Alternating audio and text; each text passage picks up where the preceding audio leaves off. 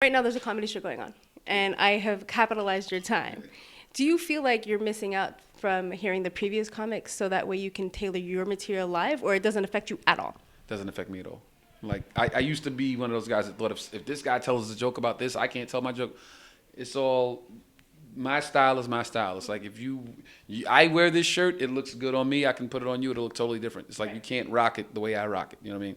So it's the same thing with the mic. It's like you're gonna do what you're gonna do, and I'm gonna do what I'm gonna do, and my vibe and my essence and my spirit will shine differently than anybody else's. So I don't need to see the guys. Has anybody ever stolen your material? Oh, several times, yeah. And how do you handle that? Depends on the scenario. Sometimes the guy will have a similar premise, and it's like, okay, well, I don't own the premise. But sometimes it's blatant, and then you have to address that. Does that get nasty? How's a conversation like that go down? Tell me. It's just like, hey, I do a bit like that, and I've been doing it since, you probably weren't doing stand-up. So more than likely you saw it and were inspired by it, so. So there's no fear really to continue doing your work, right? Because you could just go and attack Tracy that. Morgan told me one time, a guy steals your joke, let him have it. It's just his way of saying it's a really good joke, and if you're that good of a comic, you can write another one. That's a pretty smart way. We have interruptions. Sorry, guys. Go on. Yeah. I'm gonna get there in a minute. Yeah.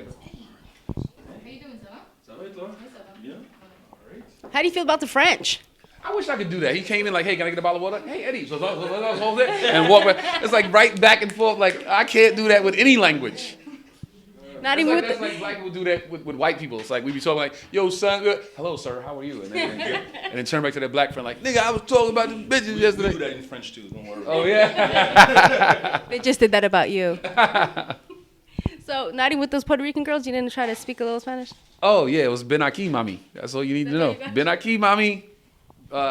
Dame beso. That's give me a kiss. Okay. That's all you need to know. Ben aquí, dame beso. You're good with the Puerto Rican girls. And know how to play handball. Okay. So we're talking about different cultures. You see how I flipped that right there? Go ahead. Growing up in New York, what kind of music influenced you outside of hip hop? Outside of hip hop, in Brooklyn, we had hip hop, we had reggae, we had a little bit of like top 40, Bon Jovi-ish, Aerosmith-ish, but it was mostly hip hop and reggae. Okay. So out of the reggae artists, which ones touched you when you were growing up? Who do you remember? Who do I remember? I remember Buju Banton was the man. Say that again. Just Buju Banton, walk like a champion, run like a champion. all of my reggae people are like, really? That's how it goes down. Say Buju one more time. Buju Banton. I like Bounty Killer. I like, who else did I like? I like Bounty Killer. I like Buju. I liked, what's my man? Flex. What was his name? Cobra. What was his name? Cobra. Cobra. Yeah. Mad Cobra. Outside of that one track, okay. I like Elephant Man. Yeah. Okay, so I gotta ask you questions about music and how it's at today. If you had a child right now, would you want them listening to the music that's out? Sure, I wouldn't have a problem with it. But music changes. It's cyclical. It goes through phases where it's, as you get older, you kind of get away from the music that's newer music because you're still tied to the music you grew up on. That's why your grandfather will say, like, that's not music because he's still tied to the music he grew up on. And your parents will say, that's not music. But 10 years from now, your little brother's listening to something, and you're like, how could you listen to this crap? Because you're still tied to the music that you grew up on. And you'll always be tied to the music you grew up on. Okay.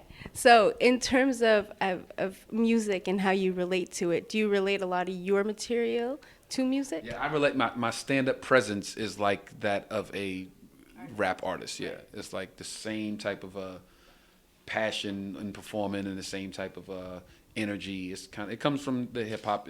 Like hip hop is a culture, and you don't have to be a hip hop artist to be a hip hop artist per se. You know what I'm saying? So my artistry is comedy, but my culture is hip hop. So I am a hip hop artist. And you'll never be removed from the two. It's Right. always synonymous, right?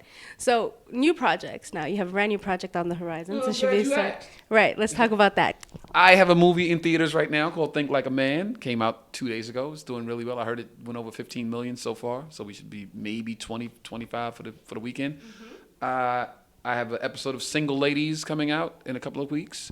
And I have a new show coming to BET in the fall They are revamping and retooling and restructuring Showtime at the Apollo. Right. Jamie Foxx is executive producer, and I am the new host.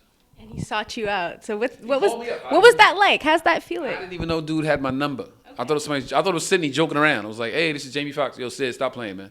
Hung up the phone. Like, hey, it's Jamie Foxx. Sid, come on, stop playing. And he's like, come to the house. I want to talk to you about some business. And I'm like, I don't even know where your house is, man. And he gives me the address. I drive up, and he's like, okay, this is what I'm doing. I'm bringing back Showtime at the Apollo. We're going to take it to BET. I want you to be the host. We're going to shoot it in Harlem, the same place it's always been. And boom. And it's good. Done deal. You get to go home for a bit. To go home for a little while, yeah. So have you started to shoot yet or not yet? We shot the pilot, and then I was just in New York this whole week doing press and radio, TV, promos, and advertising. And we start shooting in first week in July. All right. Well, I want to wish you all the best of luck Thank and you so much. give you the opportunity now to speak on anything that I didn't touch on. I can speak on anything you didn't touch on. Yeah, like projects and the work stuff that you want to shout out Hit to. me on Twitter at Tony Rock, TonyRockComedy.com. All my tour dates are on there. My man Sidney Castillo, we are on tour together. We are going to Chicago this next week. SydneyCastillo.com. Here's a new DVD out, and we're just on the road grinding. I appreciate We you. riding around, we getting it. I appreciate you. Thank you you. so much. That's it. Zeeta, Montreal Dancehall. Check out the interview with my man, Tony Rock.